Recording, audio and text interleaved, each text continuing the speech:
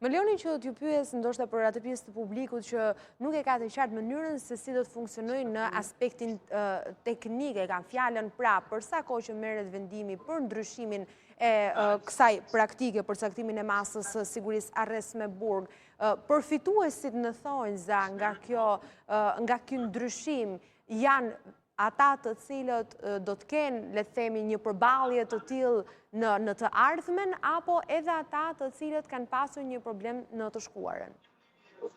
Duhet kuptojmë që Kodi i Procedurës Penale ka një dispozitë e cila nuk respektohet rëndom tek ne, që çdo 2 muaj prokurori duhet të arsyetojë para gjykatës me arsye të provuara mbi bazën e provave, sepse duhet vazhdoj arresti në burg, gjë e cila nuk bëhet. Pra kjo duhet të riparë çdo 2 muaj, thoni ju, sipas asaj që përcakton vetë ligji. Çdo 2 muaj është detyrim procedurial që prokuroria çdo 2 muaj të paraqesë informacion gjykatës, të dëgjojë edhe atë personin në hetim apo të pandehurin në raste të caktuara, dhe të paraqesë pse duhet të vazhdoj. Pra, prezumohet që nuk duhet vazhdoj vetëm kur ka arsye.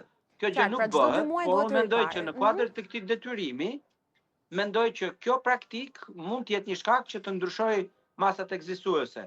Sigurisht kundrejt një vlerësimi të posaçëm. Në fundin, gjykata e lartë nuk ka zgjidhur çështjen. Gjykata e lartë thjesht ka përcaktuar orientimet e përgjithshme.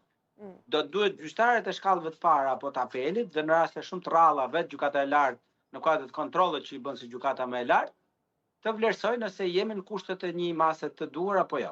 Kështu që në këtë aspekt secili person do duhet që këtë ta bëjë kundrejt një procesi të posaçëm, i cili do t'i nënshtrohet debati gjyqësor etj.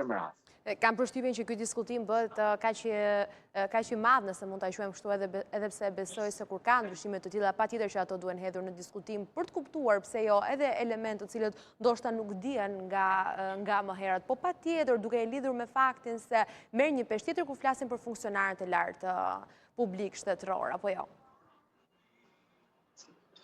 Patjetër që po flasim për gjitha llojet e individëve. Do të thënë, duhet kemi parasysh që një njeri i cili është për gjithë, po kam përshtypjen që më shumë rëndon, po themi në këtë pjesë, sepse aty pastaj nisin edhe akuzat unë mbroj dhe jam i idesë që çdo kush kur është person nën hetim ose i pandehur, nuk ka më emër tjetër. Mund të ketë qenë ministër, mund të ketë qenë çfarëdo, ai është i barabartë si gjithë tjerët dhe ka një emër person nën hetim apo i pandehur.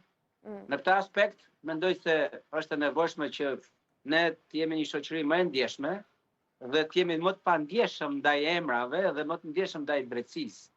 Sepse drejtësia, prandaj simboli është një statuje e cila ajo zonja e drejtësisë e cila i ka sytë e mbyllur, sepse nuk duhet ta gjykojë një njeri mbi bazën e asaj që ai përfaqëson. Atje në sallën e gjyqit jemi të gjithë barabartë. Dhe mendoj që këtu duhet filloj.